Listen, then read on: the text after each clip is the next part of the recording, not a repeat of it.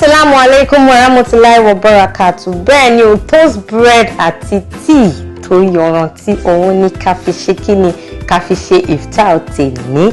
Báwo la ṣe ìsè tó fi ń yanrantí? Inú abọ́ ẹ fọ́ ẹyin sí, kẹ́ wá add rodo sí àti àlùbọ́sà pẹ̀lú iyọ̀ kékeré àti adùn ọbẹ̀ kékeré. Kẹ́ wá mix ẹ̀ dáadáa. After that, kẹ́ wá ṣe sandin yín, kẹ́ wá ṣe kíni, kẹ́ wá kó sínú, kẹ́ wá tún mix ẹ̀ thoroughly. Ẹ kọ́kọ́ jẹ́ kí toast machine yín kó gbóná níwọ̀nba fẹ́rẹ́fẹ́. Ẹ rọra fi butter díẹ̀ kẹ́ fi rọra pa.